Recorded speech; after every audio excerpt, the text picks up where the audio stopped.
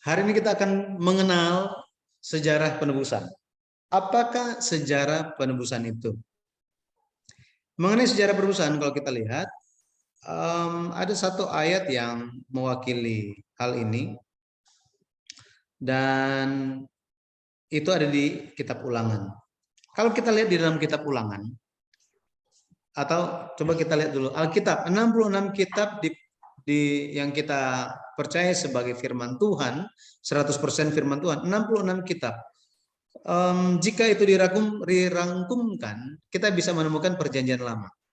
Kalau dirangkumkan gitu ya, perjanjian lama, karena perjanjian baru ada atas dasar perjanjian lama.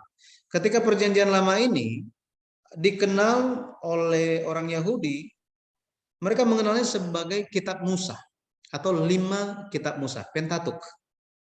Nah, di dalam 5 kitab Musa, jika kitab Kejadian merupakan pendahuluannya, maka kitab Ulangan itu merupakan kesimpulannya. Merupakan kesimpulan. Secara khusus, 5 kitab Musa ini ditulis oleh Musa. 5 kitab ini ditulis oleh Musa, dan kitab terakhir adalah Ulangan. Kitab Ulangan ini merupakan kitab yang disampaikan berisi tentang khotbah perpisahan Musa sebelum dia mati. Sebelum dia mati. Jadi kalau kita lihat, dia khotbahnya panjang sekali. Lihat, kalau kita perhatikan kitab Ulangan itu kan ada banyak kan pasalnya. Sampai pasal 34 ceritanya, betul ya? Nah, pasal 34 itu banyak yang bilang yang tulis adalah Yosua. Karena menuliskan, siapa lagi yang mau tulis tentang Musa mati? Betul ya? Bagaimana dia mati? Oh, berarti yang menulis itu adalah menunjuk kepada Yosua. Ahli teologi yang menyatakan seperti ini. Akan tetapi kalau kita lihat di kitab Ulangan, ini merupakan khotbah perpisahan Musa. Khotbah perpisahan Musa. Di dalam bahasa Ibrani, kitab Ulangan itu adalah Eleha Debarim. Eleha Debarim. Artinya perkataan-perkataan ini. Perkataan-perkataan ini. Kalau kita lihat intinya, inti dari kitab Ulangan, secara luar itu sepertinya hanya mengulangi hukum Taurat. Kenapa? Karena di Ulangan 1 ayat yang 5 dituliskan seperti itu. Coba kita lihat ya, kita lihat. Kita akan lihat bersama-sama. Sebentar. Mari kita lihat kitab Ulangan. Oke. Ulangan 1 ayat yang kelima. Kita baca. Ini bisa lihat ya layarnya ya. Ulangan 1 ayat yang kelima. Dikatakan begini. Di seberang sungai Yordan, di tanah Moab, mulailah Musa menguraikan hukum Taurat ini, katanya. Di sini muncul kata menguraikan. Kata menguraikan ini di dalam bahasa Ibrani menunjuk kepada menjelaskan lebih jelas. Sekali lagi, menjelaskan lebih jelas. Sehingga kita bisa baca di kitab Ulangan ada banyak hal tentang firman-firman yang telah disampaikan di kitab Keluaran, Imamat, Bilangan. Ada firman-firman Tuhan ini yang diulang, disampaikan lagi, tetapi diulang lebih jelas, dijelaskan dengan lebih jelas. Nah, atas dasar ini kita bisa melihat bahwa khotbah terakhir Musa secara luar itu ada di kitab Ulangan, atau kitab Ulangan itu merupakan pengulangan hukum Taurat.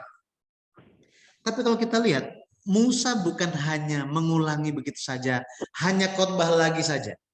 Biasanya kalau kita di tempat kerja atau di kuliah gitu ya, kalau dosen atau atasan sudah sampaikan tugasnya, tetapi kemudian ada satu saat dia ulangi lagi. Ketika dia mengulangi lagi, tentu ada tujuannya kan? Benar ya? Ada tujuannya. Supaya apa? Supaya sang pendengar lebih memperhatikan. Lebih memperhatikan. Biasanya mungkin ada yang terlewat gitu ya, supaya lebih paham. Atau ada yang nggak sadar-sadar supaya sadar tugasnya apa. Maka kitab Ulangan secara luar itu hanya pengulangan hukum Taurat. Tetapi maknanya secara dalam atau tujuannya adalah supaya umat perjanjian itu sadar. Sadar lewat penjelasan firman Tuhan. Sadar apa? Nah ini, sadar apa? Apa yang perlu umat Tuhan sadari melalui penjelasan firman Tuhan ini? Nah, kita perlu tahu latar belakangnya begini. Orang Israel yang sedang dalam perjalanan menuju tanah Kanaan, mereka sebelum ada di padang gurun, sebelum mereka melakukan perjalanan 40 tahun di padang gurun, mereka adalah budak di Mesir. Mereka hidup 430 tahun di Mesir. Mereka hidup sudah tercampur kebudayaan mereka. Mereka itu mereka tahu tentang Tuhan, Allah Abraham, Allah Ishak, Allah Yakub. Mereka tahu mengenai hal itu. Tetapi ketika mereka keluar rumah, yang mereka saksikan itu adalah kebudayaan Mesir. Seperti apa kebudayaan Mesir? Kebudayaan Mesir itu adalah penyembahan berhala, menyembah ciptaan-ciptaan. Ada banyak tradisi-tradisi atau ritual-ritual penyembahan yang dilakukan oleh orang Mesir. Tanpa sadar, orang Israel itu terpengaruh dan terbiasa mengenai hal itu, mengenai budaya itu.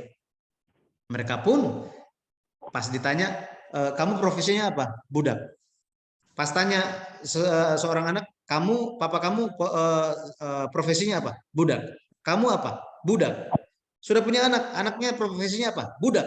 Jadi turunan demi turunan profesi mereka adalah budak.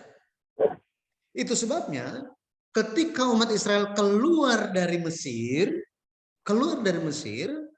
mereka itu keluar bukan keluar begitu saja, tetapi mereka adalah umat yang telah dibebaskan, dilepaskan. Makanya proses atau peristiwa eksodus dari Mesir, peristiwa keluar dari Mesir, selalu diingat oleh bangsa Yahudi, bahkan sampai hari ini. Makanya Musa itu luar biasa. Ya, mereka ingat bahwa Musa itu adalah Bapa kami, yang memimpin kami, membebaskan kami. Nah, orang Israel yang sebentar lagi masuk ke tanah Kanaan, mereka ini, otak mereka, pikiran mereka, hati mereka, perbuatan mereka, pola hidup mereka, itu perlu disadarkan bahwa mereka adalah umat Tuhan, bukan budak lagi. Sama seperti sekarang ini. Kenapa kita perlu untuk beribadah? Kenapa kita perlu firman Tuhan? Untuk menyadarkan kita bahwa kita adalah umat Tuhan. Kita adalah orang yang percaya Yesus sebagai juru selamat. Kita perlu hidup di dalam jalan-jalan Tuhan. Makanya perlu firman Tuhan. Sama seperti ini, orang Musa menyampaikan firman-firman Tuhan lewat menjelaskan firman Tuhan supaya orang Israel sadar identitas mereka. Identitas mereka. Karena mereka sering lupa. Hari ini, kenapa kita perlu firman Tuhan? Kenapa kita perlu belajar firman Tuhan di sore hari seperti ini? Supaya kita dibantu untuk menyadari identitas kita lewat firman Tuhan. Baik, kalau kita lihat kitab Ulangan ini mencatat persiapan terakhir untuk masuk tanah Kanaan. Supaya umat Tuhan itu sebentar lagi masuk tanah Kanaan. Siapa yang mendengarkan? Ketika Musa berkhotbah, siapa yang mendengarkan? Yang mendengarkan adalah sensus generasi kedua di dataran Moab dan keluarga mereka. Maksudnya apa? Maksudnya, kenapa ini generasi kedua? Siapa ini generasi kedua? Siapa generasi pertama? Generasi pertama itu kita bisa temukan di Bilangan. Coba kita lihat Bilangan 1 ayat 45. Bilangan 1 ayat 45.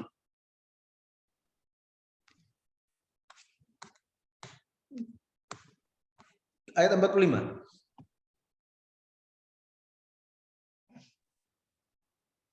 Dan ayat 46. Dikatakan apa? Jadi semua orang Israel yang dicatat menurut suku-suku mereka, yaitu orang-orang yang berumur 20 tahun ke atas dan yang sanggup berperang di antara orang Israel, berjumlah 603.550 orang.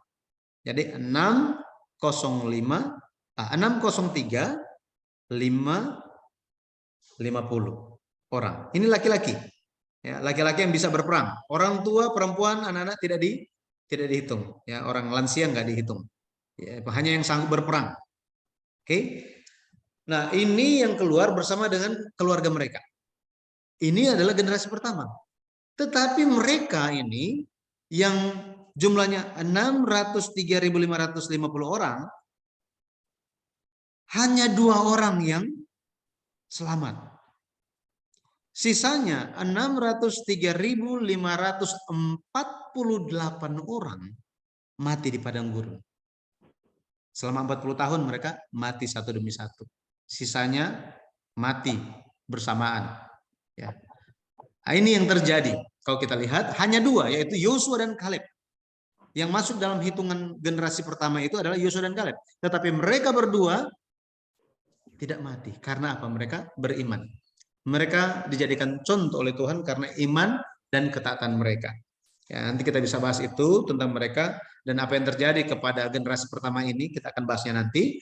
Tetapi yang menjadi pendengar kitab Ulangan, penjelasan firman Tuhan ini adalah generasi kedua. Bilangan 26 ayat 51. Jumlahnya ini berbeda. 300, kalau tadi kan generasi pertama 300 ya. Itu berjumlah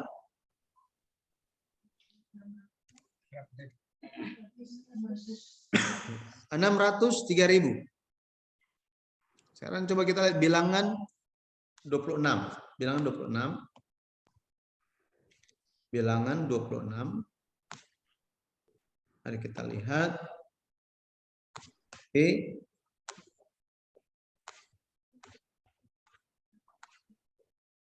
Kita akan lihat nih. Ayat 51. Ayat 51. Itulah orang-orang yang dicatat dari orang Israel, 601.730 orang banyaknya. Nah, ini adalah generasi kedua. Ini adalah anak-anak dari generasi pertama. Jadi mereka yang masuk, mereka yang mendengarkan firman Tuhan. Ya, ini sebentar saya salah ketik di sini. Jadi 601 ya. 601.730 laki-laki. Oke. Nah, siapa lagi yang mendengar, menjadi pendengar? Yang kedua itu adalah keturunan Lewi.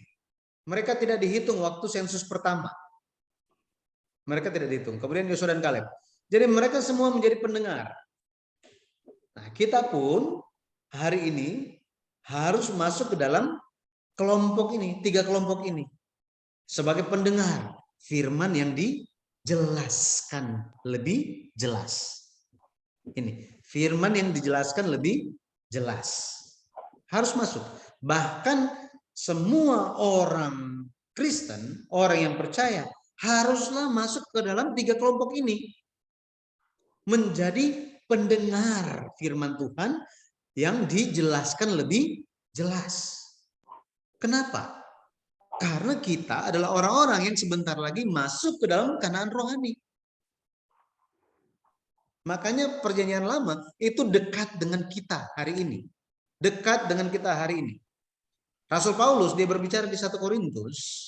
1 Korintus di 1 Korintus 11 10 ayat 11.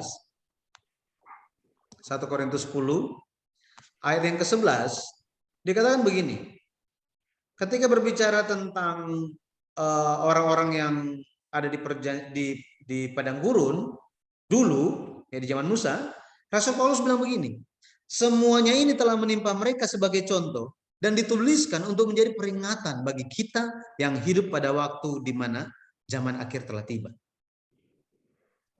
Makanya firman Tuhan di perjanjian lama itu bukanlah sudah berlalu, sudah tidak perlu. Jangan kita berpikir begitu. Tetapi ini merupakan pengajaran bagi kita. Contoh bagi kita, peringatan bagi kita. Kita harus bercermin dan harus merefleksikan diri kita. Ya, baik. Jadi ini pendengarnya. Pada akhirnya firman Tuhan itu bertujuan untuk kita dipersiapkan. Kenapa kita perlu mempelajari firman Tuhan? Kenapa kita perlu lebih jelas lagi dengan firman Tuhan? Karena kita akan menjadi umat Tuhan. Misalnya saya tidak tahu apa-apa mengenai kebudayaan di Kupang. Ada hal-hal yang tidak perlu, tidak boleh dilakukan di sana. Saya pergi ke sana dan saya hanya berperilaku sebagai orang luar saja.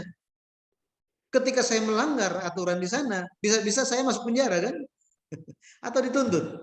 Nah, makanya saya harus ngobrol dulu, ya kan? Dengan bapak-bapak ibu-ibu saya harus tanya, gimana di sana? Adakah aturan-aturannya? Supaya saya bisa nyaman di sana.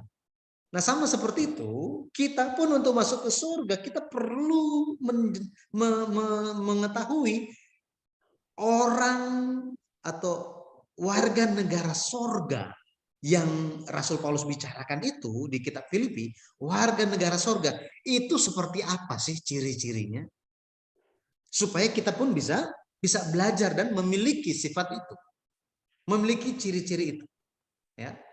Baik, sekarang kita lihat mengenai yang pertama tentang nyanyian kesaksian Musa. Nyanyian kesaksian Musa. Ini adalah kesimpulan kitab Ulangan. Kesimpulan kitab Ulangan.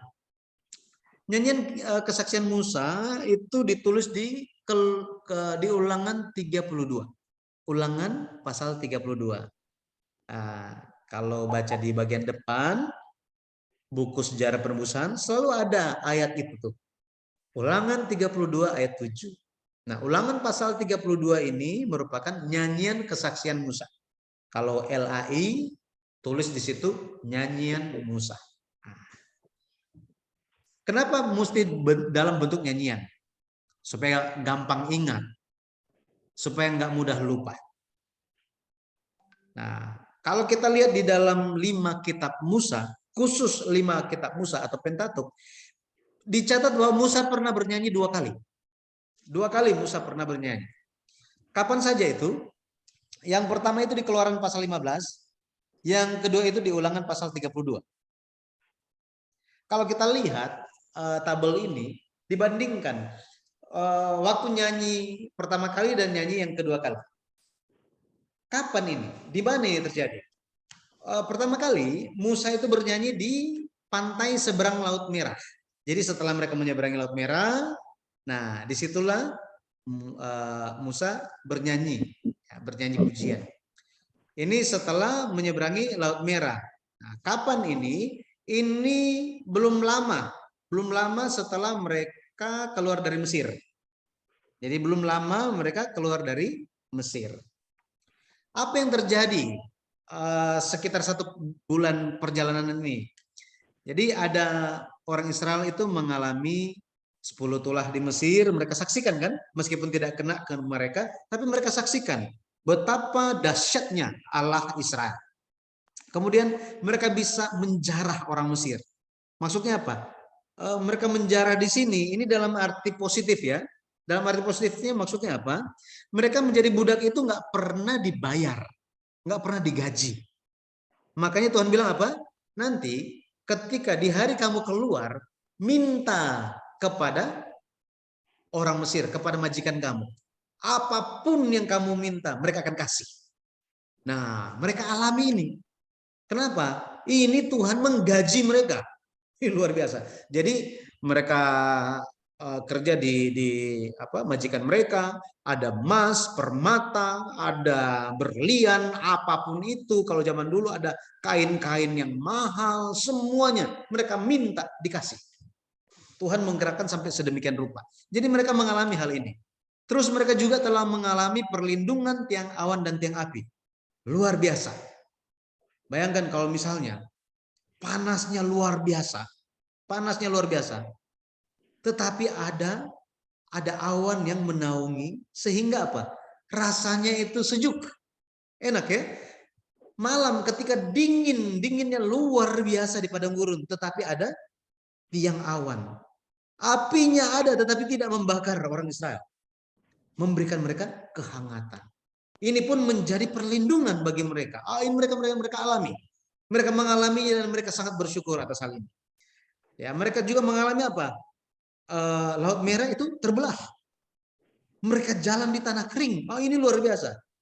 Bayangkan, misalnya gitu ya, dari Bali menuju Kupang, mau menyeberang, ada nggak yang pernah lihat dasar lautannya? Tidak ada kan? Jika itu terbelah di hadapan kita, apakah kita tetap nggak percaya Tuhan? Betul ya? Kita akan langsung mengakui bahwa apa? Tuhan itu beneran ada. Bahkan orang yang tidak percaya pun akan langsung percaya Tuhan. Ini yang terjadi kepada orang Israel. Mereka mengalami. Bukan hanya itu, mereka juga menyaksikan Firaun dan pasukannya itu mati. Wah, luar biasa. Mereka menyaksikan keruntuhan negara yang sangat berpengaruh di dunia. Mesir.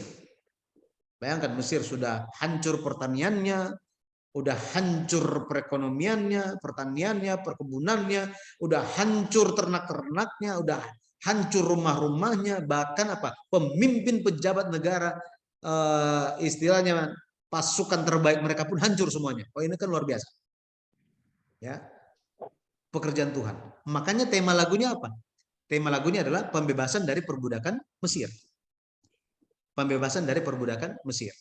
Isinya berapa banyak? Kalau kita lihat di Keluaran pasal 15, isinya ada 18 ayat. Jadi ini merupakan lagu yang Musa nyanyikan di awal 40 tahun perjalanan padang gurun. Di awal perjalanan 40 tahun di padang gurun. Nah, Ulangan 32, Musa nyanyi untuk kedua kalinya. Dia nyanyinya di mana? Di dataran Moab. Tepat sebelum mereka masuk ke Kanaan, seberang Sungai Yordan. Kapan ini? Ini adalah 40 tahun setelah Musa nyanyi untuk pertama kali. 40 tahun. Apa aja pengalaman Israel selama 40 tahun? Mereka mengalami, ya, mereka juga masih ingat, ya, mereka anak-anak kan, anak-anak mereka masih menyaksikan. Jika mereka keluar dari Mesir itu sebelum umur 20 tahun, mereka menyaksikan itu. Ya, 10 tulah itu seperti apa, ya, mujizat itu seperti apa, ada 3 tanda yang luar biasa. Mereka makan mana di padang gurun, mereka minum dari air di batu, ya, di Rafidim, di Kades, mereka menang berbagai perang. Ini mereka menyaksikan semuanya. Kalau kita lihat isi dari lagu ini, Ulangan pasal 32, itu lebih mendalam, lebih detail tentang pembebasan dari Tuhan. Tentang keselamatan dari Tuhan. Isinya pun lebih banyak, ada 43 ayat. Kalau kita lihat Kidung Jemaat, paling banyak itu ada lagu yang banyaknya sampai 8 ayat kan? 8 bait. Kita mau nyanyi aja sudah sampai bosan-bosan. Bayangkan, Musa bikin lagu, liriknya itu ada 43 ayat. Nah, kalau kita lihat zaman sekarang ini, waktu pertama kali kita percaya Yesus, dan hari ini, lebih lebih banyak, lebih apa ya, lebih menyentuh hati yang mana? Bagaimana keadaan imannya? Dulu, ya, dulu waktu awal, saya ikut Yesus, saya percaya Yesus, wah luar biasa berapi-api, masih muda soalnya. Tetapi waktu berlalu, kita bisa menyaksikan dulu ada yang sama-sama semangat, sekarang sudah nggak ada lagi. Kenapa mereka tidak ada lagi? Oh, ada banyak hal yang terjadi. Pada akhirnya, oh saya masih bisa bertahan hari ini. Makanya ketika mau sharing, jika diminta untuk kesaksian, waktu awal percaya Yesus dan sekarang setelah banyak tahun berlalu, lebih banyak cerita yang mana? Lebih banyak sekarang ya ceritanya ya. Ternyata ikut Yesus seperti apa? Ada naik turunnya. dulu juga hampir lepas, hampir hilang, tetapi karena tetap bertahan, karena Tuhan itu bekerja, maka bisa ada hari ini ikut pelajaran kita. Ya. Jadi ada pengalaman yang lebih mendalam lagi, lebih mengenal lagi. Dulu waktu pacaran dan setelah 7 tahun menikah beda kan? Pasti beda, lebih mengenal dan lebih mengenal. Ya, makanya kita bisa lihat ada tujuan dari nyanyian kesaksian Musa ini. Ulangan 31 ayat 19 sampai 22, di situ dicatat bahwa apa? Ulangan 31 ayat 19 sampai 22, dicatat bahwa Tuhan memberitahukan Musa, Musa, tuliskanlah sebuah nyanyian. Tuhan, buat apa nyanyian ini? Aku tahu nanti ketika mereka masuk ke tanah perjanjian itu, ketika sudah damai, perut mereka udah kenyang, sudah nyaman, mereka akan terlena dan mereka akan lupa akan aku. Dan ketika mereka lupa akan aku akan menghukum mereka. Meskipun mereka sudah diperingatkan, jika mereka tetap tidak mau mendengar, maka aku akan menghukum mereka. Ketika aku menghukum mereka, mungkin mereka akan bilang apa? Loh Tuhan, kenapa Tuhan menghukum kami? Maka nyanyian ini akan menjadi saksi bagi mereka. Nyanyian ini akan menjadi kesaksian bagi mereka. Suatu perjanjian bahwa apa? Jika engkau taat, maka engkau akan memperoleh kasih Tuhan. Jika engkau tidak taat, engkau akan dihukum. Seperti ini. Tetapi hukuman ini adalah untuk mendisiplinkan engkau. Karena engkau adalah Yeshurun. Sini, kata Yeshurun muncul pertama kali di Ulangan pasal 32. Yeshurun. Dari akar kata Yashar. Yashar. Jujur. Yeshurun, orang yang jujur. Orang yang dikasihi karena kejujurannya. Orang yang jujur, orang yang setia, orang yang benar. Ini ada di dalam makna kata Yeshurun. Ini panggilan sayang. Biasa kan kalau suami istri atau dari orang tua ke anak ada panggilan sayang gitu ya. Nama panggilan gitu ya, nickname. Orang Israel, umat Israel, nama kesayangan Tuhan untuk panggil mereka apa? Yeshurun. Yeshurun. Sangat berharga, gitu ya. Saya tanya ke STT, kan ada STT Yeshurun kan? Tadi ya saya cerita ya, di Luwu itu di Sulawesi Tengah atau Barat ya. Ya. Nah, saya tanya kepada mereka, kepada ketuanya, tahu nggak arti nama? Kenapa kasih nama STT-nya Yeshurun? Oh, karena nama itu kayaknya kedengarannya bagus. Saya tanya, tahu nggak artinya apa? Nggak tahu. Nggak tahu. Saya bilang, aduh gimana Bapak ini pilih nama ini tapi nggak tahu artinya apa. Nggak apa-apa, nggak tahu. Tapi sekarang jadi tahu. Nanti baca, ya baca buku sejarah perubusan. Di situ dijelaskan apa Yeshurun itu. Ya, saya jelaskan maknanya apa. Mereka langsung ini, oh ya terima kasih sudah dijelaskan. Jadi mereka mau namanya dulu, tetapi nggak tahu itu apa gitu. Ya, tapi setelah dijelaskan, saya bilang di dalam nama ada suatu tugas, ada suatu tugas dan harapan. Jadi saya melihatnya STT Yeshurun berarti apa?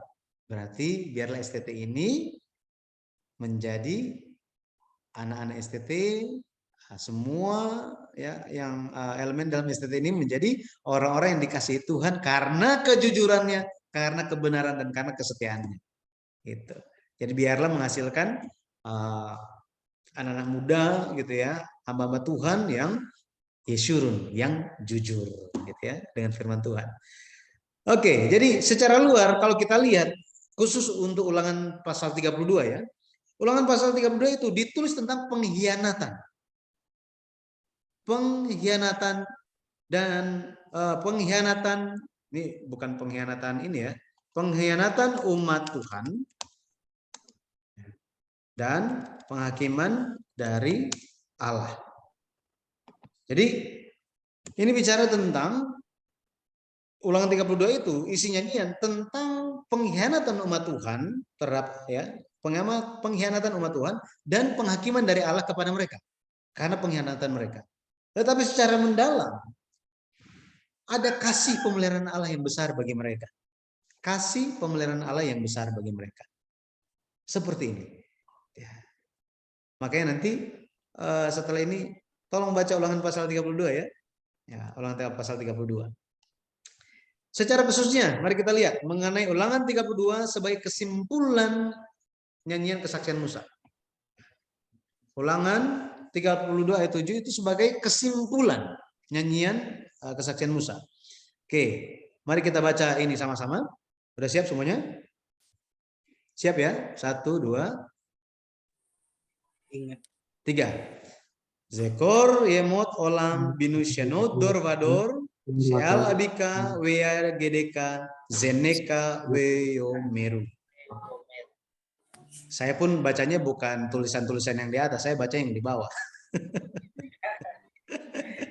Kita langsung Indonesianya aja gitu ya. Ingatlah kepada zaman dahulu kala. Perhatikanlah tahun-tahun keturunan yang lalu. Tanyakanlah kepada ayahmu, maka ia memberitahukannya kepadamu. Kepada para tua-tuamu, maka mereka mengatakannya kepadamu. Ya, jadi ini Pendeta Abraham Park melihat bahwa nyanyian kesaksian Musa ini dari banyak ayat. Ayat yang ketujuh ini sangat-sangat mewakili, sangat-sangat mewakili nyanyian kesaksian Musa. Ayat yang ketujuh. Ya, kalau kita lihat lebih terperinci mengenai ayat ini, ada 3 perintah. Ada 3 perintah. Yang pertama, mengingat zaman dahulu kala. Kenapa perlu mengingat? Karena gampang lupa. Betul ya? Gampang lupa. Kenapa disuruh ingat? Karena zaman dahulu kala itu ada sesuatu hal yang perlu diperhatikan, yang perlu disadari. Nah, perintah yang kedua adalah perhatikanlah tahun-tahun keturunan yang lalu. Jadi kalau kita ingat zaman dahulu kala artinya ingat kepada pokoknya zaman dahulu kala itu peristiwa-peristiwa apa yang terjadi itu perlu diingat, jangan dilupakan. Tetapi ketika bilang perhatikanlah tahun-tahun keturunan yang lalu, artinya apa? Artinya harus memperhatikan tokoh-tokohnya. Bagaimana mereka telah menjalankan kehidupan. Dan sadarilah itu. Sekali lagi, perlu untuk apa?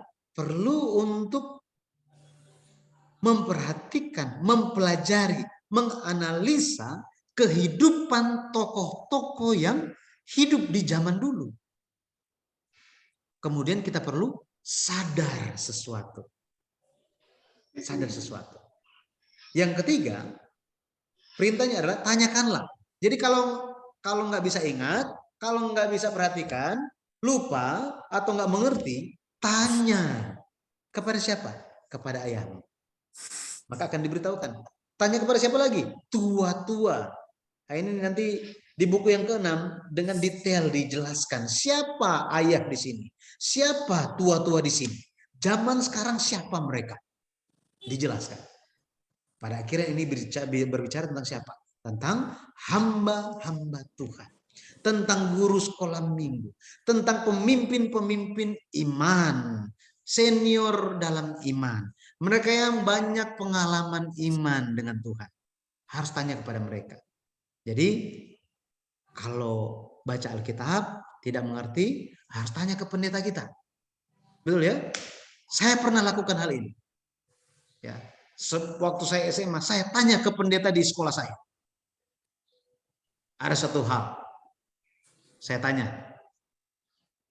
Tapi ketika saya tanya, pertanyaan ini mungkin dia tidak duga dan mungkin kedengarnya agak konyol.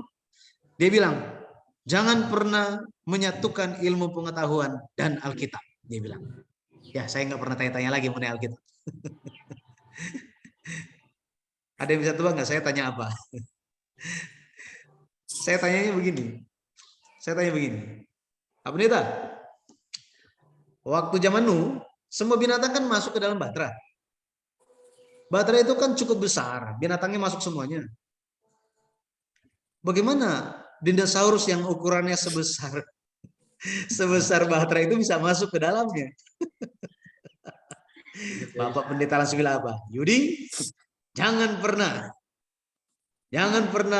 menghubungkan ilmu pengetahuan dan Alkitab. Ya. Jangan tanya-tanya mengenai hal itu. Oh, oke, Pak Pendeta, daripada nilai saya ya turun, mending ya saya main aman kan. Ya, tetapi ternyata apa? Ternyata ada penjelasan mengenai semua hal itu, gitu ya. Ada penjelasannya. Nanti kita akan lihat ke depannya ya. Jadi kita bisa lihat ada 3 perintah di sini. Secara khususnya perintah yang kedua itu tentang memperhatikan. Perhatikan. Kata perhatikan di sini bahasa Ibrani adalah binu. Perhatikanlah. Artinya apa? Mempertimbangkan dengan teliti. Mendapatkan pemahaman. Dan jadilah berhikmat. Bayangkan, mempertimbangkan dengan teliti, dapatkan pemahaman, ya, sadar gitu ya. Jadilah berhikmat. Tentang hal apa? Tentang hal apa?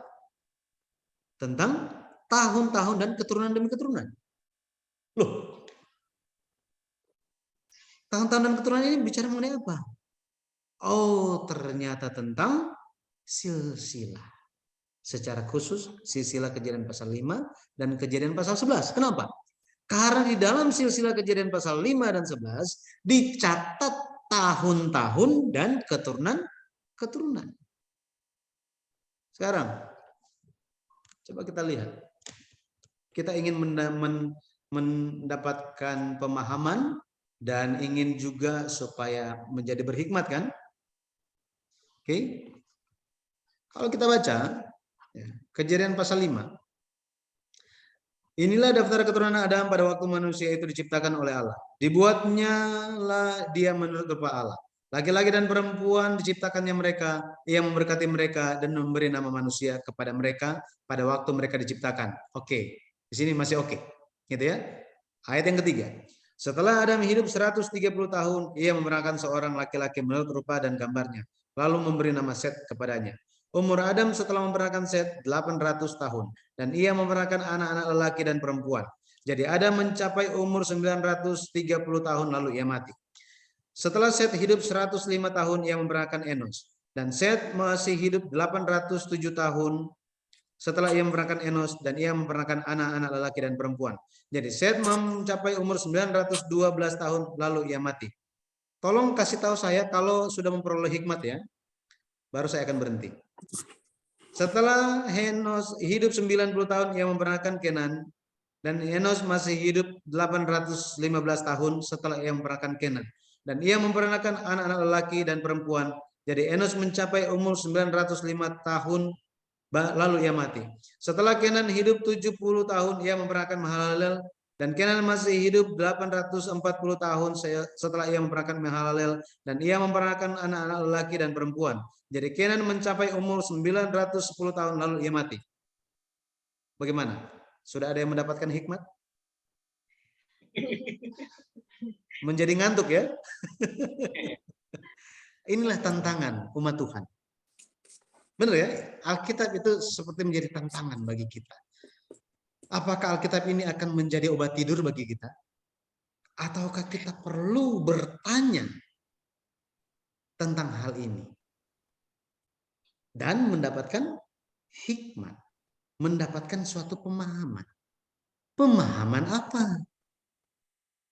Inilah yang ingin dijelaskan oleh Pendeta Abraham Park, penulis sejarah penebusan. Bahwa apa? Bahwa lewat silsilah ini Musa telah menyatakan bahwa apa? Kita perlu melakukan pertimbangan dengan teliti, dapatkan pemahaman, dan jadilah berhikmat lewat silsilah. Bagaimana caranya? Perlu ada yang jelasin, betul kan? Jika tidak ada yang menjelaskan, bagaimana? Masalahnya Musa sudah nggak ada. Betul ya? Kalau Musa masih ada, setidaknya kan kita bisa tanya, Bapak Musa, kenapa ini? Apa maksudnya ini silsilah ini sih?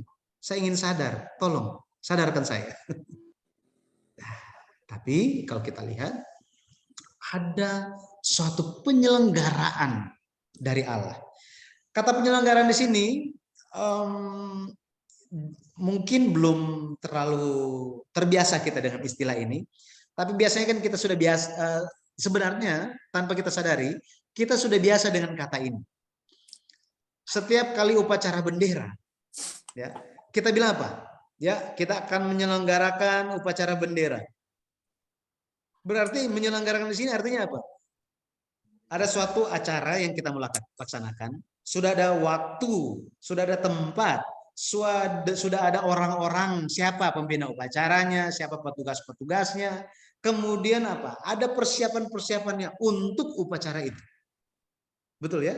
Jadi penyelenggaraan berbicara tentang perencanaan, antisipasi apa yang perlu dilakukan, dan laksanakan. Betul ya? Seperti wedding organizer, seperti itu. Ya. Ketika bicara mengenai sejarah, sejarah itu dalam kamus besar bahasa Indonesia, itu bicara tentang asal-usul atau silsilah, asal-usul keturunan silsilah. Sejarah juga bicara tentang kejadian peristiwa yang benar-benar terjadi pada masa lampau. Makanya Alkitab itu suatu bukti nyata. Ya. Kemudian sejarah penebusan bicara tentang tebus. Tebus ini bicara tentang membayar dengan uang untuk mengambil kembali barang yang tergadai. Arti yang berikutnya, membayar dengan uang dan sebagainya untuk membebaskan tawanan atau sandera, budak belian atau dan lain-lain. Ketika makna sejarah dan penebusan ini diterapkan dari sudut pandang Tuhan, berarti apa? Sejarah penebusan berbicara tentang Allah bekerja di dalam waktu manusia mempengaruhi peristiwa-peristiwa manusia dengan satu tujuan untuk membebaskan manusia dari dosa. Benar kan? Dari dosa. Untuk itulah perlu siapa untuk membebaskan manusia dari dosa? Perlu Yesus Kristus.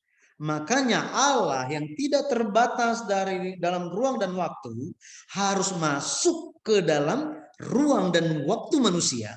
Untuk apa? Untuk menyelamatkan manusia. Menyelamatkan. Kata menyelamatkan ini artinya membebaskan manusia dari suatu bahaya. Kata penyelamatan itu memiliki makna membebaskan seseorang yang sedang dalam bahaya, yang jiwanya terancam. Tetapi kata penebusan lebih detail lagi. Menyelamatkan dengan membayar tebusan. Makanya ketika penebusan ini kita lihat dari sudut pandang Tuhan, kita bisa paham apa? Oh, untuk menebus manusia, untuk menyelamatkan manusia, maka Yesus datang. Dia mencurahkan darahnya di atas kayu salib untuk menebus kita dari dosa, supaya kita bisa kembali menjadi milik Tuhan. Nah, bisa mengerti di sini ya? Makanya kalau kita lihat penyelenggaraan, kata penyelenggaraan itu dari ayat-ayat ini kita bisa lihat makna kata Indonesianya gitu ya. Penyelenggaraan itu bicara juga tentang bendahara atau pengawas. Ini ayat-ayatnya. Ditulis juga sebagai tugas penyelenggaraan. Ini sama, oikonomia. Oikonomia, penyelenggaraan. Bisa juga ditulis tentang tugas atau rahasia kehendak Tuhan. Ini oikonomia Tuhan. Penyelenggaraan Tuhan. Maka kita bisa memahami apa? Penyelenggaraan sejarah penebusan. Penyelenggaraan sejarah penebusan. Artinya apa?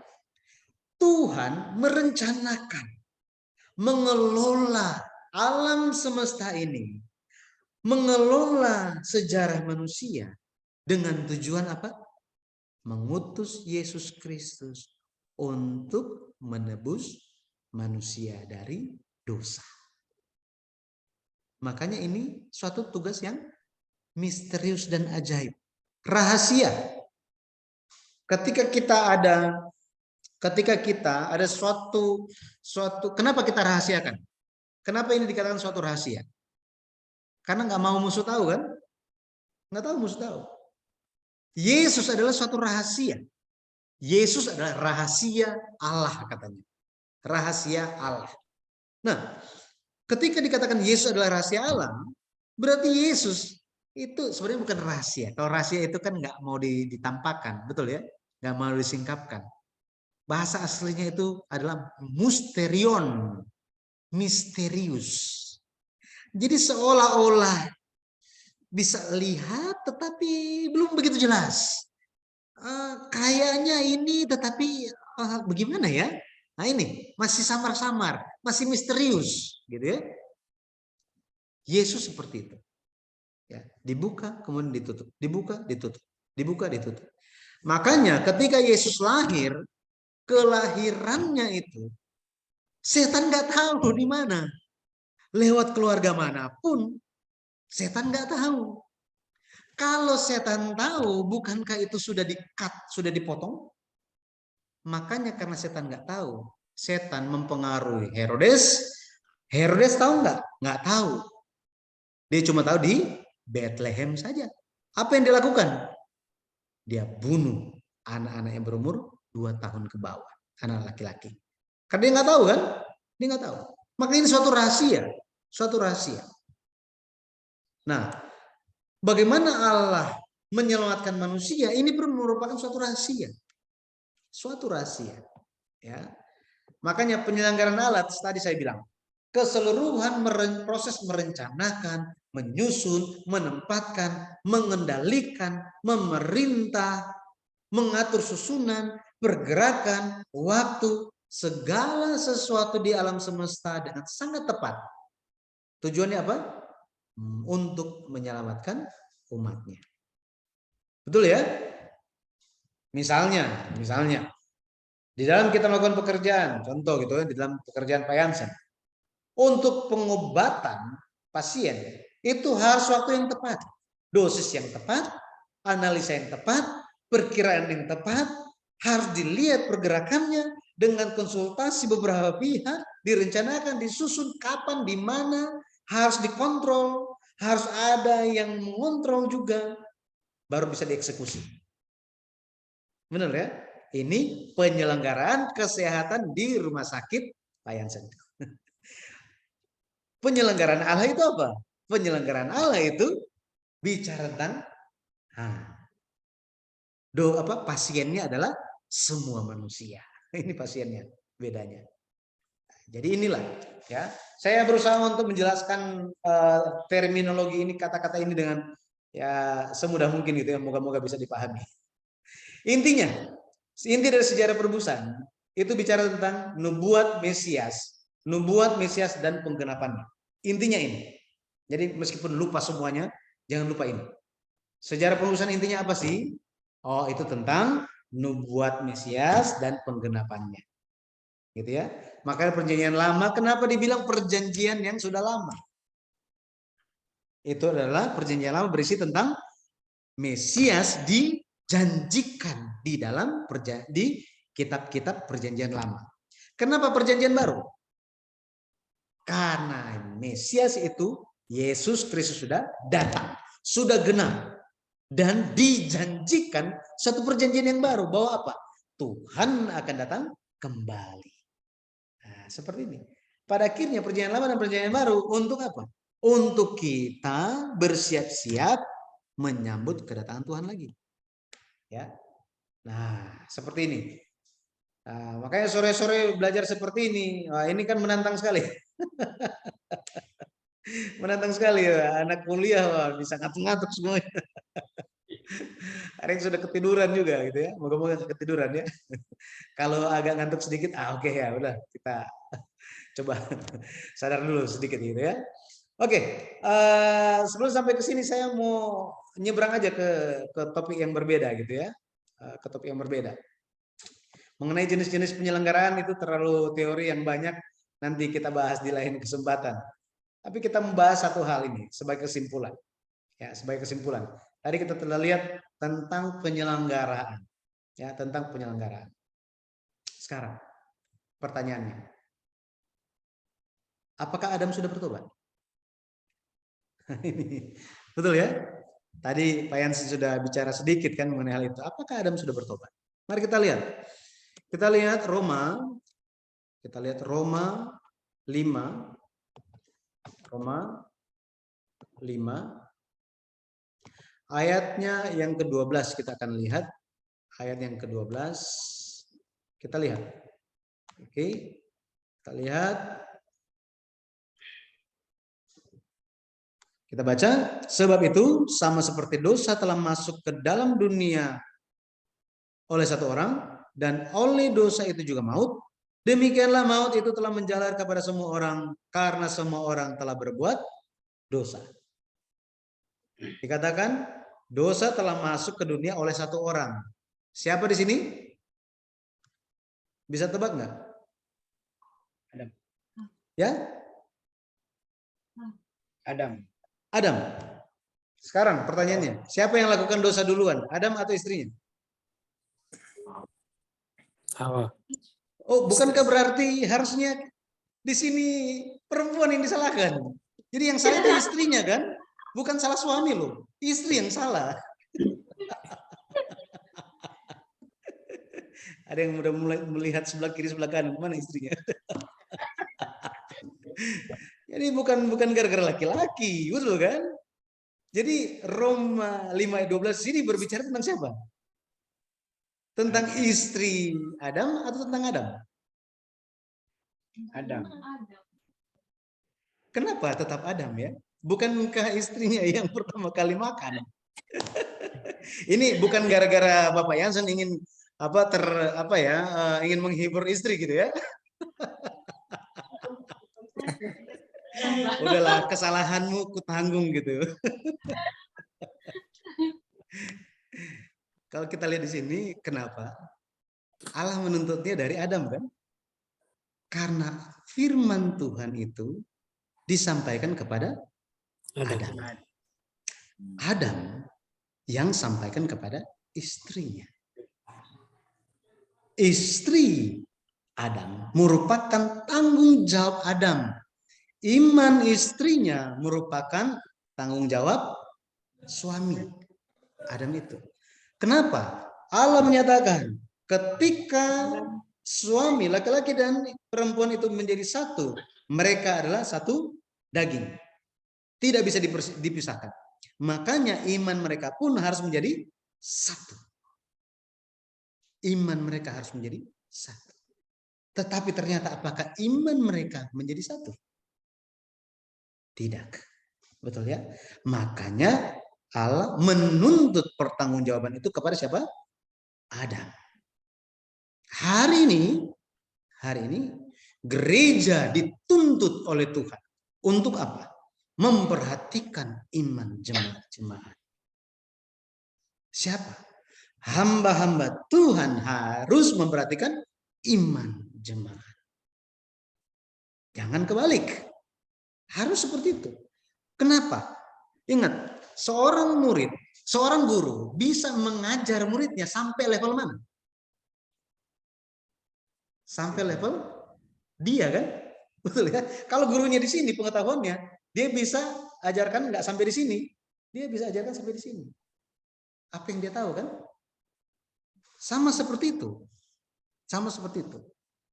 Apa yang diketahui oleh hamba Tuhan haruslah diketahui. Iman itu harus seperti apa? Harus disampaikan, harus dibina, harus ditumbuhkan kepada jemaat Tuhan sampai apa? Satu. Harus satu.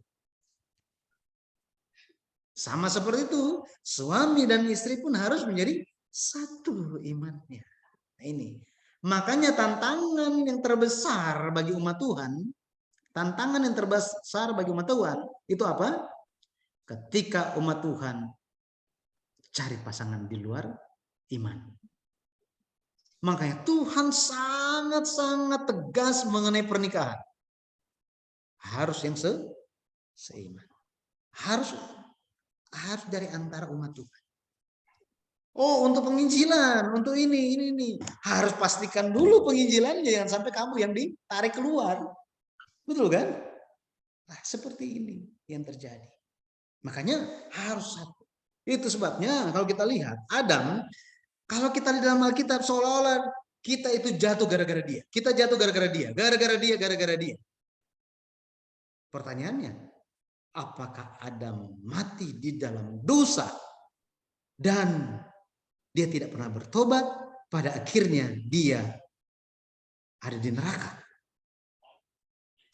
Betul kan? Nah, ini satu pertanyaan yang mungkin juga orang nggak mau jawab gitu kan? Nggak mau jawab. Tapi kalau kita lihat di dalam Alkitab, Allah itu penuh kasih. Betul ya? Allah itu penuh kasih. Kita sebagai orang tua pun, jika anak itu lakukan salah, bukannya langsung putuskan kasih kita kan, tetapi kita ingin, ya kita kasih hukuman, tetapi kita pun ingin dia itu jadi lebih baik, sadar dan jadi lebih baik. Ingat, manusia diciptakan dalam gambar dan rupa Allah. Gambar dan rupa Allah.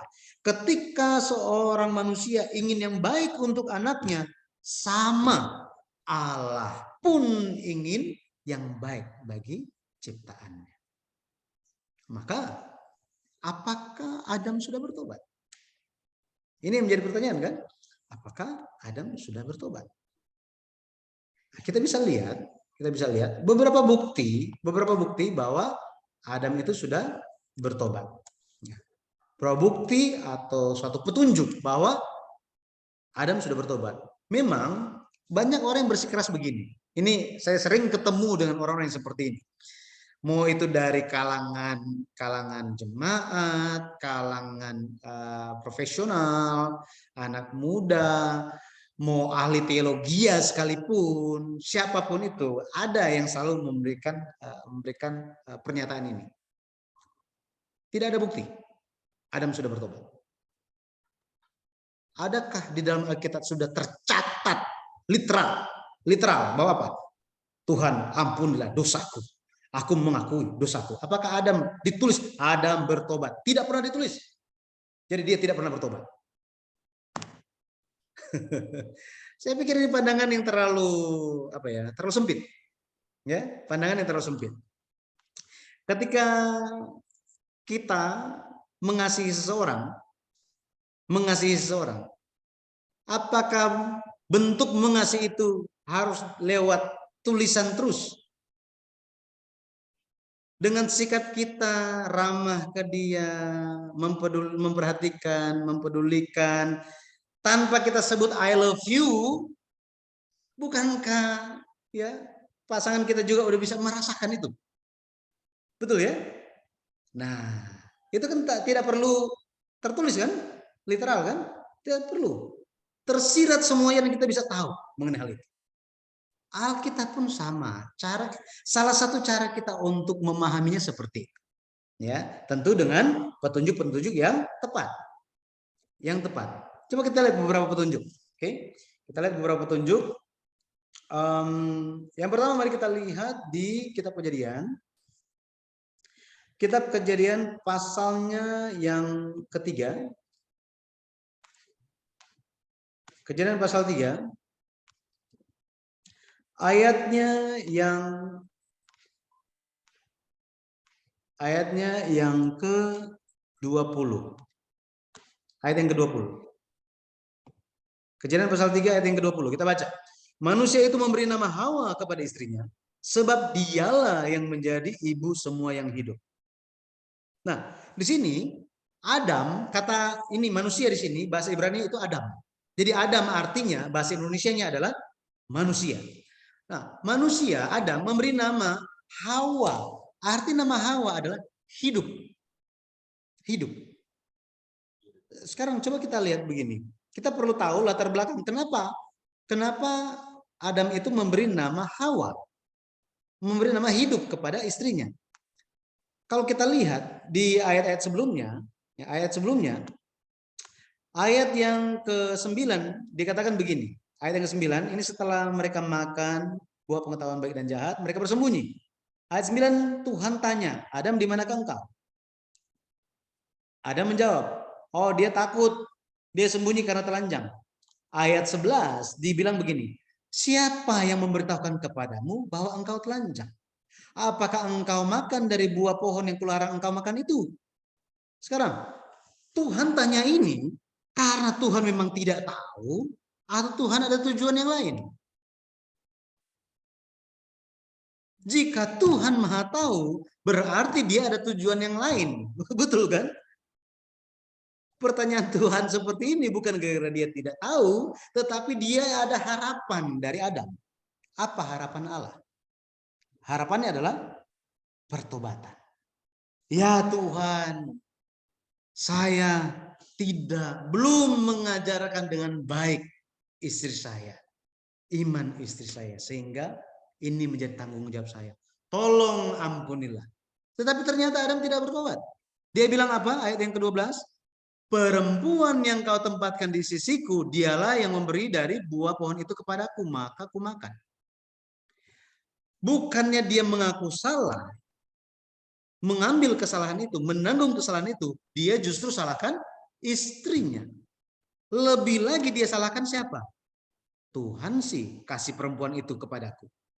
Kalau perempuan itu tidak diberikan kepadaku, saya aman-aman saja. Artinya apa? Artinya Adam seharusnya dia menjadi sosok suami yang melindungi keluarga. Betul ya? Melindungi istri. Ini kan perempuan sangat suka kepada salah satu syarat katanya untuk calon suami itu adalah apa? Maju. Gitu, jadi perisai gitu ya. Melindungi, pokoknya yang menanggung kesalahan, membela istri. Di sini apakah Adam membela istri? Enggak kan? Adam sementara bilang apa? Gara-gara kamu saya mati. Gara-gara kamu saya jatuh dosa. Adam tidak mau tanggung kesalahan itu. Betul kan? Padahal apa? Kalau kita bandingkan dengan Kejadian pasal 2 ayat 23, Kejadian 2 ayat 23, di situ dikatakan bahwa apa? Adam sangat mengasihi istrinya sampai dia memuji istrinya, mengagungkan istrinya itu. Wow, luar biasa hebat. Ya, Kejadian 2 ayat 23. Tetapi di sini kalau kita lihat dosa menyebabkan kasih Adam yang luar biasa besar kepada istrinya hilang melayang. Gara-gara dosa.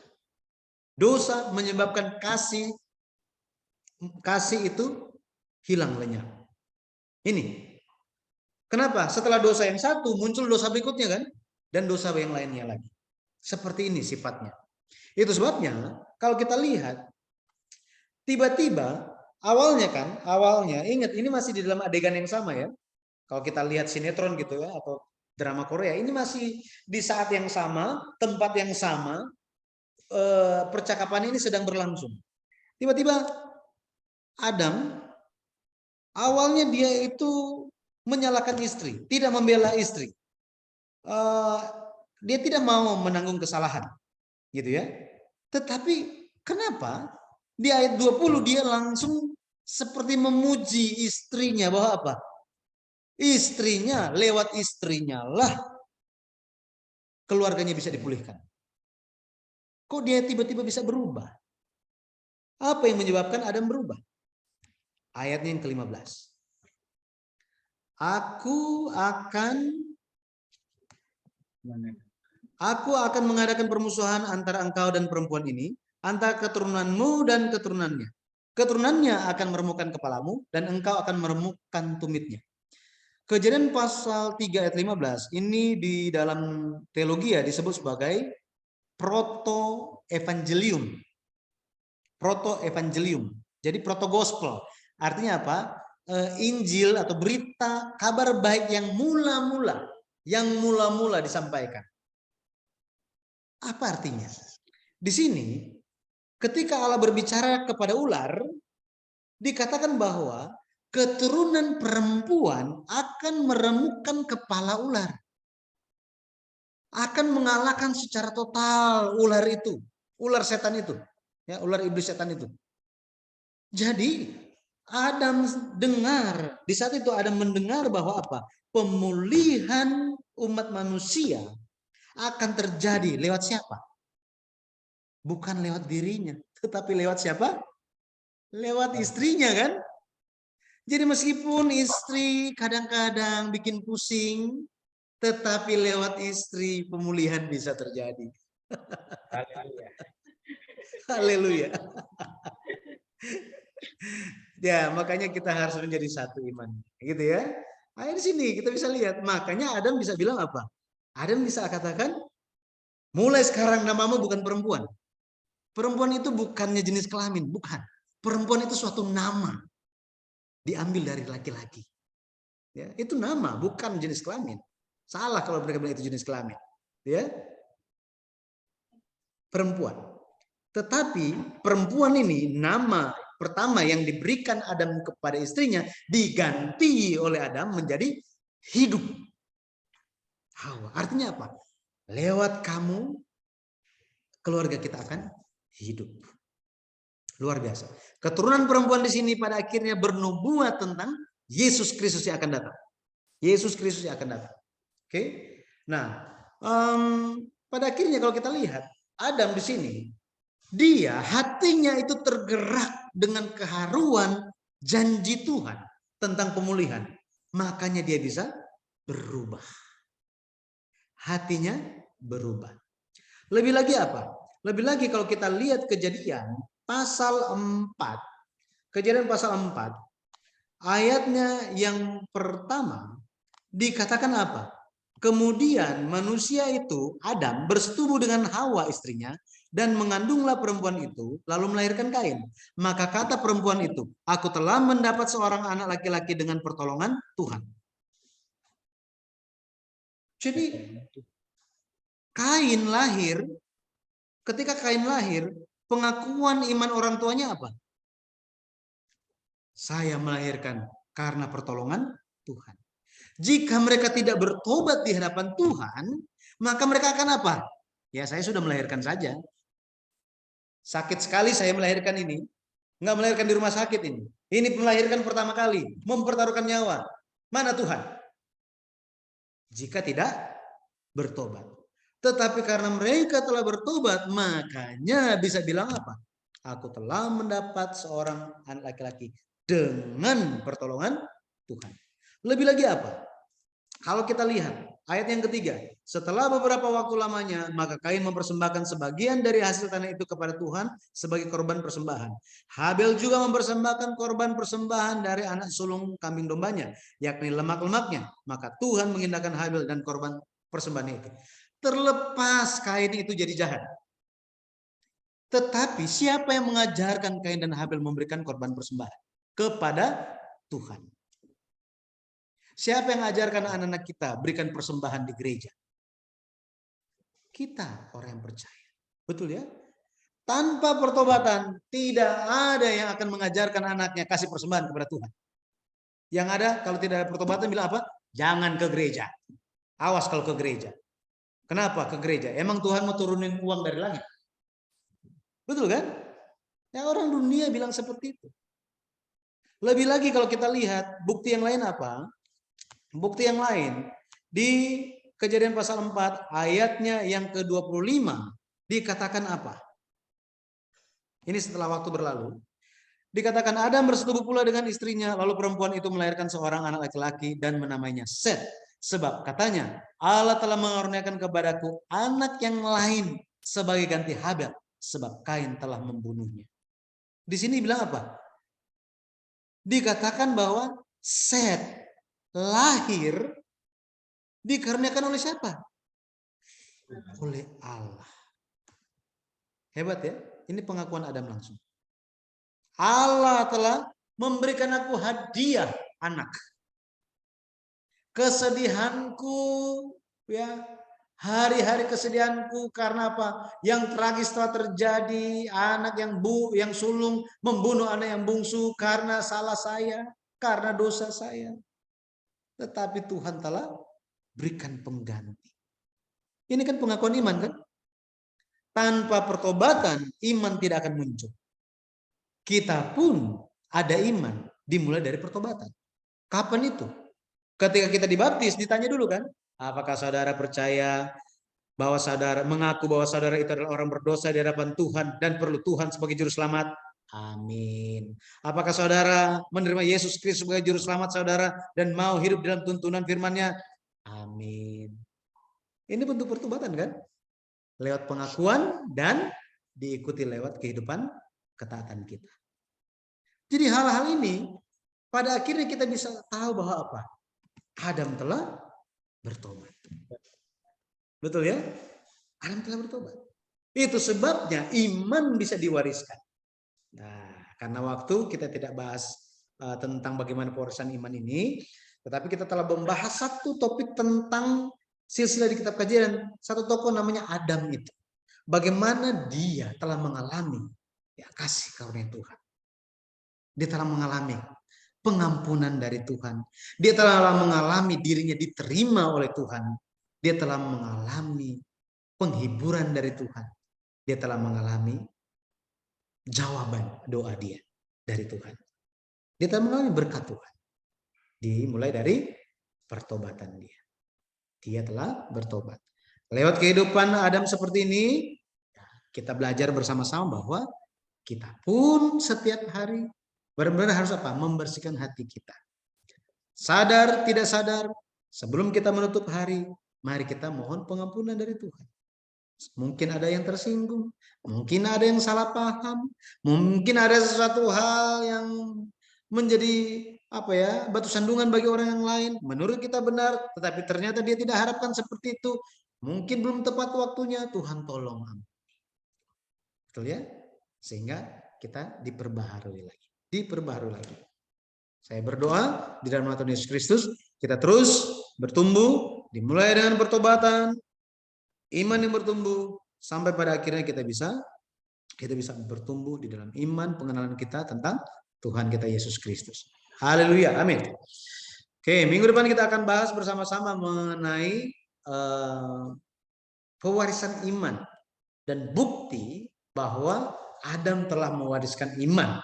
Ini bukti, kalau tadi bukti telah bertobat. Sekarang, apakah dia mewariskan iman? Seperti apa bukti-bukti dalam Alkitab? Kita akan bahas di kesempatan selanjutnya. Baik. Sampai di sini ada mungkin yang mau disampaikan? Silakan. Moga-moga bisa dipahami. Awalnya agak berat gitu ya.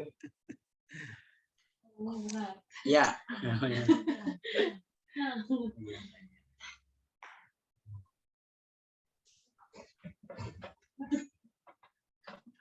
Bagaimana Pak Erik, Pak Franky, Pak Bram?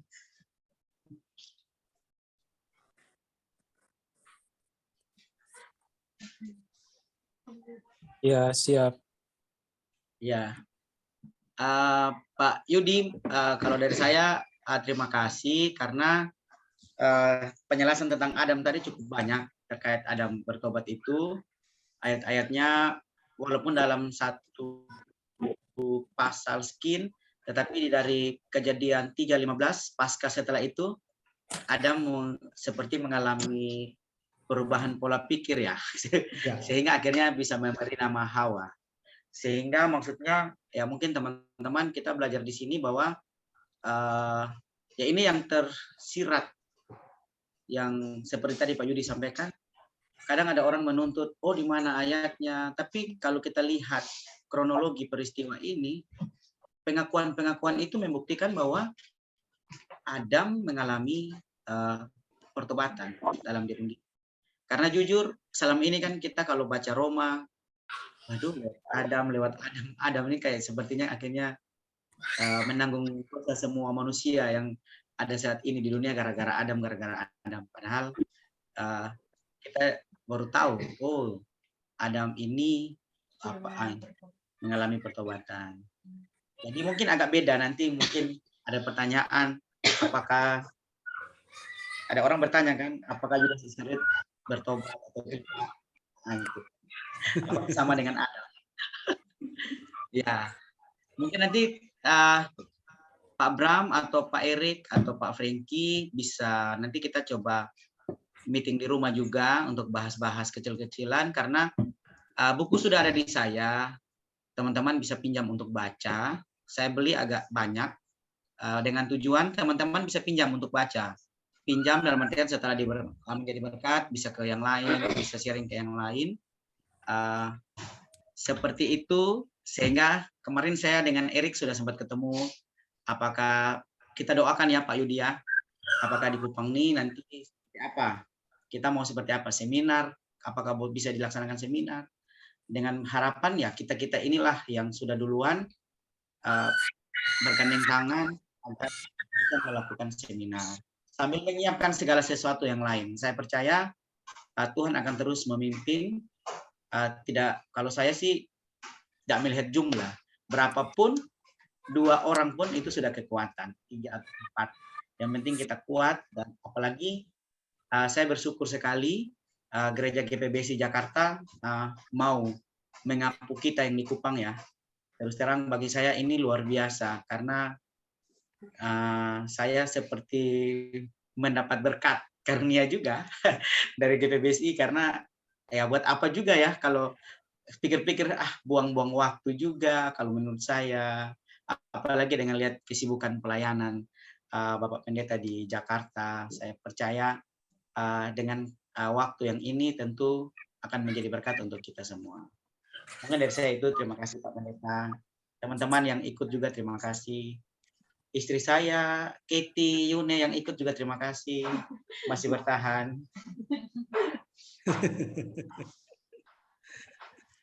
Baik. Jika ada yang ingin didiskusikan, bisa juga tampilkan ke dalam WhatsApp grup itu. Oh ya, di grup. Grup WhatsApp itu. Nanti coba saya cari waktu untuk mencari dari pertanyaan-pertanyaan itu, mungkin saya bisa cari jawaban-jawabannya secara sederhana, kemudian pembuktian Alkitabnya, maksudnya apa. Nanti yang lain juga, teman-teman yang lain mungkin bisa nggak terpikirkan mengenai hal itu, bisa, oh begitu ya. Nah, ini. Jadi kita bisa gunakan WhatsApp grup itu untuk membahas. Karena saya ada grup-grup juga yang lain, grup-grup yang lain di ibu-ibu yang belajar atau anak-anak muda dari mana. Dari situ kadang-kadang mereka muncul pertanyaan-pertanyaan. Saya barusan selesai itu mengajar secara online, pesertanya itu ada sekitar 8 penjara. 8 penjara. Belajar mengenai ini nih. Ini yang sedang kita bahas ini. Ya, saya bahas juga di sana. Ya, makanya tadi tujuannya dan pertanyaan-pertanyaan mereka itu kritisnya luar biasa. Kritisnya luar biasa itu. Waduh, itu jadi mungkin Bapak kita kerjasama dengan STT Victory di Jakarta. Dia memfasilitasi, kemudian kita adakan. Nah, pada akhirnya ketika itu dia bilang, Bapak Ketua itu bilang, nah, gitulah Pak, mereka sudah dalam masa tahanan itu, sudah nggak ada kerjaan mereka, kegiatan mereka, mikirnya apa gitu. Pada akhirnya cuma ada Alkitab, mereka baca nggak mengerti, mereka jadi kritis, akhirnya mereka tanya, sehingga pertanyaannya kadang-kadang nggak masuk akal gitu. Tapi menarik ya, saya pikir menarik. Yang bisa dibahas bersama mereka, saya bilang, kalau ada pertanyaan yang terlalu sulit, saya bilang, Pak, ya udah saya coba cari dulu bahannya ya, saya nggak siap. Nanti saya coba tanya, saya akan tanya juga saya cari sumber teologisnya seperti apa. Nggak cukup, saya akan tanya ke siapa, Pendeta Yun, Pendeta David, atau Pendeta Allen di Bandung. Saya akan tanya, gitu. Ya seperti itu. Nah, tahu nggak bentuk pertanyaan mereka seperti apa? Saya kasih contoh ya. Pertanyaannya kayak gini. Ada Pak Bram mau sampaikan sesuatu? Ya. Mau bertanya sedikit Pak. Oh ya, silakan. Saya mau bertanya, apa tujuan dari Tuhan menempatkan pohon pengetahuan baik, kedua pohon itu di dalam Taman Eden? Sedangkan kita tahu semua bahwa di Taman Eden itu sudah diciptakan beribu banyak pohon. Tetapi kenapa tujuan Tuhan menempatkan kedua pohon tersebut? Terima kasih. Baik. Ini luar biasa pertanyaannya, ya, sangat mendasar dan membuat kita juga berpikir bersama-sama. Kenapa enggak hanya pohon kehidupan saja di situ? Betul ya? Kenapa pohon pengetahuan baik dan jahat? Ya nggak usah ada lah di situ. Betul ya? Kenapa demikian? Nah, kalau kita lihat sederhananya itu, kita lihat dulu pembedaannya gitu ya, pembedaannya. Di situ ada dua pohon yang utama. Di area antara banyak pohon ada dua pohon yang utama. Yang pertama itu pohon kehidupan, yang kedua itu pohon pengetahuan baik dan jahat. Itu di Kejadian pasal 2 dicatat mengenai hal itu. Nah, secara khususnya yang dilarang, nah ini Pak Bram bilang. Oh, jangan sampai jaringan. Jaringan. Oh, direkodkan ya Pak, tidak apa-apa, nanti di-share lagi. Gitu. Jadi kalau kita lihat, secara khususnya yang dilarang hanya apa? Hanya pohon pengetahuan baik dan jahat. Apakah ada larangan tentang pohon kehidupan itu? Sama sekali tidak dilarang sebenarnya. Tetapi setelah manusia jatuh dalam dosa, Pak Bram udah bergabung lagi. Jadi ada dua pohon di dalam Taman Eden, tetapi secara khusus yang dilarang untuk dimakan adalah pohon pengetahuan baik dan jahat. Pohon pengetahuan baik dan jahat. Ini yang dilarang. Tentang pohon kehidupan sama sekali nggak dilarang sebenarnya. Tetapi kemudian di Kejadian pasal 3 bagian yang terakhir ayat 23-24 di situ dikatakan Tuhan menaruh kerub-kerub dengan pedang yang bernyala-nyala supaya mencegah manusia itu pergi ke pohon kehidupan. Pada akhirnya dilarang, gitu ya. Tetapi pada awalnya sebenarnya pohon kehidupan itu tidak dilarang. Yang dilarang adalah pohon pengetahuan baik dan jahat. Nah, tujuan Tuhan ya adalah supaya manusia itu dikatakan ada banyak pohon di taman ini, silakan kamu makan semuanya kecuali yang satu itu. Di sini Tuhan ingin menetapkan suatu aturan. Satu aturan. Artinya apa? Artinya harus ada keteraturan. Dan keteraturan itu dalam bentuk perintah. Kalau zaman sekarang perlu ada hukum yang berlaku di Indonesia untuk bisa teratur. Ada larangan-larangan kan? Mungkin kita akan bertanya kenapa dilarang? Ya, ada alasan-alasannya, betul ya? Ada alasan-alasannya kenapa dilarang. Nah, di Taman Eden Tuhan ingin supaya manusia itu makan dari banyak buah, banyak pohon itu, dan pada akhirnya, ketika waktunya tepat, ketika sudah sampai kepada tahap yang diinginkan Tuhan, maka secara otomatis mereka akan memakan buah kehidupan itu. Gitu ya. Jadi tujuannya ini. Pohon kehidupan tujuannya. Tujuannya itu bukan pohon pengetahuan baik dan jahat, itu bukan tujuannya. Bukan. Dari mana kita tahu begini? Karena kalau kita baca kitab Wahyu di pasal 21 ya. Nanti coba cek ya. Di situ dikatakan bahwa apa? Ada buah-buah, ada pohon-pohon kehidupan yang bisa dimakan katanya. Dari sini kita tahu bahwa apa? Tujuan Allah menaruh manusia di dalam Taman Eden itu adalah supaya mereka makan dari berbagai macam buah itu sehingga mereka bisa bertumbuh bukan hanya secara apa? Bukan hanya secara jasmani, tetapi kerohanian mereka, ketaatan mereka. Nah, ini yang utama. Ketaatan mereka itu bertumbuh di waktu yang ditetapkan Tuhan, ketika itu tepat, maka mereka pada akhirnya bisa makan buah kehidupan. Sehingga mereka bisa hidup kekal. Nah, buat apa pohon pengetahuan baik dan jahat itu ada di situ? Betul kan? Betul ya? Yang pertama tadi saya sudah kasih tahu. Bahwa apa? untuk menetapkan keteraturan. Ini keteraturan. Ini yang pertama. Supaya apa? Ada keteraturan dari Tuhan untuk manusia supaya mereka itu tahu untuk membedakan. Ini dulu, tahu untuk membedakan. Mereka bisa tahu untuk membedakan dari mana? Dari ketaatan. Benar ya? Benar ya? Lewat ketaatan kan? Ketika mereka percaya, mereka taat, maka mereka akan bisa beriman dan terus bertumbuh, dan mereka akan melihatnya apa? Oh ya, yang boleh ini, yang tidak boleh ini. Yang boleh ini, yang tidak boleh ini. Semuanya boleh, tetapi yang itu tidak boleh. Ini keteraturan. Betul ya? Ini keteraturan. Karena apa? Tuhan itu adil. Jika Tuhan itu adil, berarti kan harusnya apa? Ada aturannya kan? Harus adil kan? Benar kan? Harus adil. Makanya ada aturan itu.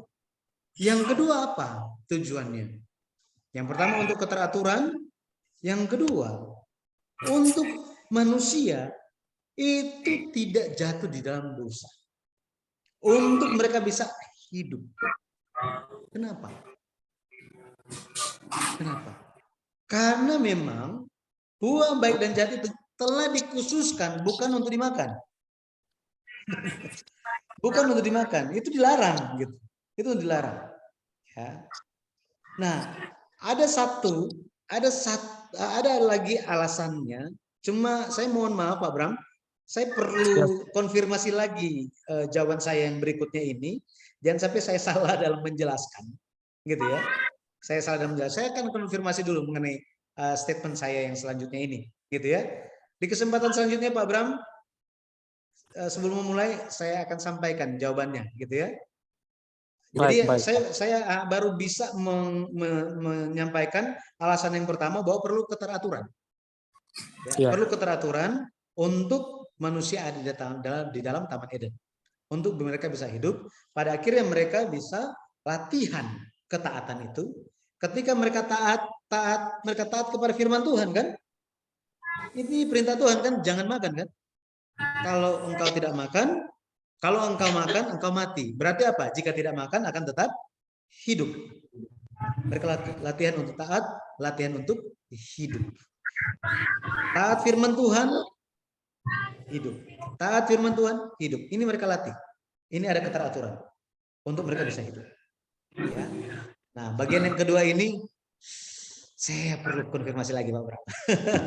Mohon maaf ya, mohon kesabarannya. Jangan sampai kita salah menjelaskan ya. Nanti saya konfirmasi lagi. Baik Pak.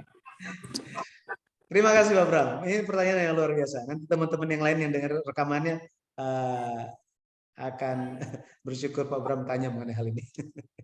Mohon maaf Pak, mohon izin. Sebenarnya ada 2 pertanyaan Pak yang saya mau bertanya. Ya, satu lagi apa? Yang kedua Pak, sesuai dengan cerita Bapak tadi terkait pertobatan dari Adam dan Hawa. Perbandingannya apakah kisah pertobatan dari Adam dan Hawa, apakah kasusnya sama juga dengan kejadian pada Yudas Iskariot? Ya. Ketika sama-sama dari kasusnya Adam dan Hawa memakan buah di dalam taman tersebut. Sedangkan Yudas menjual Tuhan Yesus, begitu Pak. Yang menjadi pertanyaan, apakah Yudas itu dia juga diselamatkan sama Tuhan Yesus? Dengan kisahnya Tuhan mengizinkan si iblis merasuki Yudas untuk menjual Tuhan Yesus. Kemudian ada penyesalan dari si Yudas Iskariot tersebut, dan terakhir dia bunuh diri. Apakah di dalam ke-12 murid tersebut, apakah Yudas diselamatkan juga sesuai dengan kisah dari Adam dan Hawa? Terima kasih, Pak. Baik. Mengenai Yudas, sebenarnya dia diberikan kesempatan. Betul ya? Dia sebenarnya orang yang paling dipercaya dari antara 12 murid. Kenapa? Karena dia yang pegang uang. Uang yang pegang uang itu harusnya jadi orang yang paling dipercaya, betul kan? Seperti itu. Tapi justru dia ternyata tidak setia di situ. Dia mendapatkan banyak kesempatan dari Tuhan, tetapi dia melewatkannya. Adam melewatkan kesempatan sebenarnya untuk Adam melewatkan kesempatan untuk bertobat awalnya. Ya, awalnya. Kapan dia melewatkan kesempatan itu? Ketika Tuhan, Adam, di manakah engkau? Apakah engkau telah makan? Ya, dia melewatkan kesempatan itu, betul ya? Terus dia salahkan istrinya. Sampai akhirnya apa? Ketika dia mendengar janji, ya, janji pemulihan itu, Kejadian 3 ayat 15 itu, hatinya berubah. Lewat firman Tuhan dia berubah. Nah, ini. Yudas pun sama. Dia menerima kesempatan itu. Firman Tuhan disampaikan kepadanya supaya dia bisa berubah. Tetapi ketika firman disampaikan, dia tidak berubah. Disampaikan, tidak berubah. Disampaikan, tidak berubah. Sampai pada akhirnya dia menyesal. Dikatakan dia menyesal. Tetapi ketika dia menyesal, kehidupannya itu tidak menampakkan pertobatannya. Perbuatannya itu tidak menampakkan pertobatannya. Jika dia menyesal dan benar-benar bertobat, seharusnya dia tidak bunuh diri. Benar ya? Nah, dari sini dulu. Dari sini dulu. Jika dia benar-benar menyesal, dia kembalikan kan uangnya. Oh, dia menangis, ya kan? Dia menangis semuanya. Ya. Dia telah menjual orang yang benar. Ya, ternyata dia orang benar. Nah, jika dia benar-benar menyesal dan bertobat, bukankah seharusnya perbuatannya itu bukan bunuh diri? Benar ya? Tetapi dia bunuh diri. Nah, bunuh diri. Sehingga kasih Tuhan untuk menyelamatkan dia, kasih Tuhan untuk menyelamatkan dia tidak respon. Cara kita tahu dia tidak merespon kasih penebusan Tuhan itu gimana? Dia bunuh diri untuk menyelesaikan penyesalan dia. Jika dia tidak bunuh diri, mungkin bicaranya topiknya bisa berbeda lagi gitu ya. Bisa berbeda lagi. Akan tetapi dia mengambil keputusan itu. Nah, ini di sini. Jadi atas dasar seperti ini, maka bisa dikatakan bahwa penyesalan Yudas Iskariot itu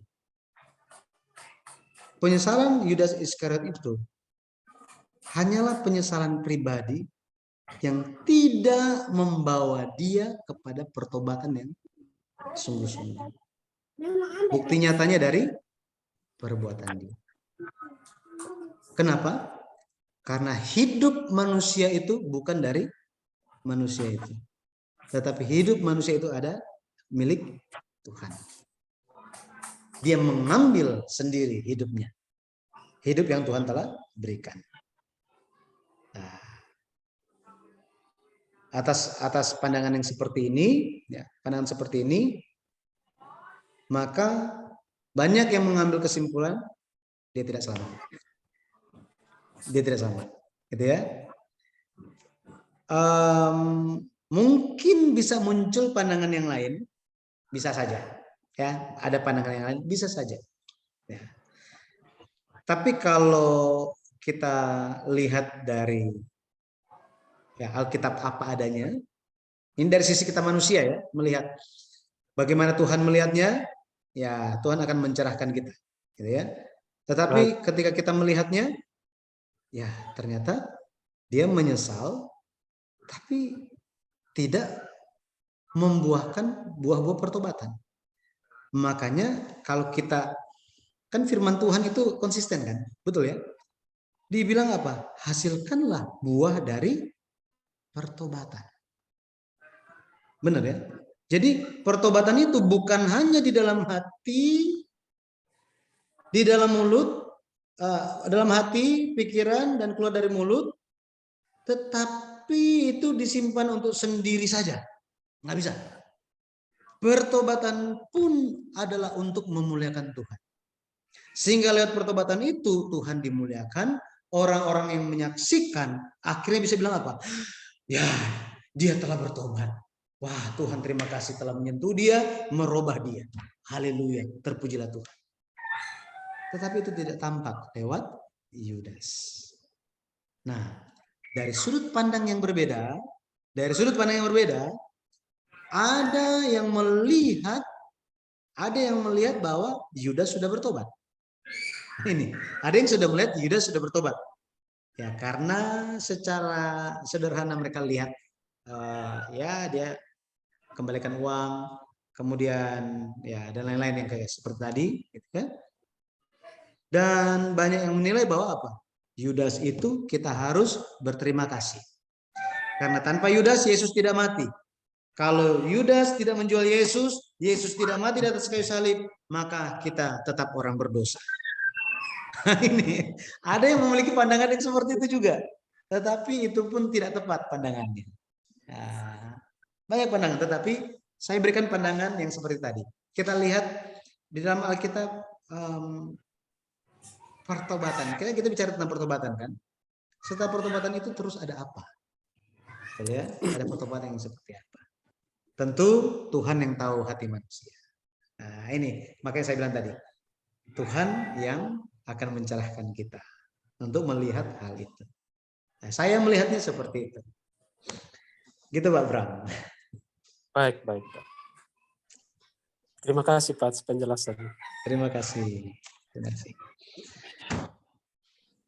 Baik, ini saya mohon maaf gitu ya. Hari ini kita mulainya terlambat, mungkin teman-teman kita yang lain akhirnya tidak bisa bergabung.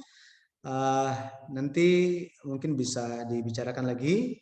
Nanti di kesempatan selanjutnya saya akan ikut apa yang telah ditetapkan. Ya, saya akan ikut apa yang telah disetujui untuk jam kita belajar. Ya, baik. Kalau begitu sekarang udah 4:30 di Kupang, udah sore sekali. Baik, kita tutup pelajaran kita, ya. Pak Yansen, Pak Franky, Pak Bram, Pak Steven baru bergabung. Pak Emerald nanti bisa melihat kembali lewat rekamannya ya. Semoga juga untuk teman-teman yang lain, semoga Tuhan membukakan jalan supaya kesempatan selanjutnya yang lain bisa ikut secara langsung, sehingga mungkin ada pertanyaan atau ada yang kurang paham bisa langsung ditanyakan. Ya, kita bisa bicarakan sama-sama. Oke, mari kita berdoa.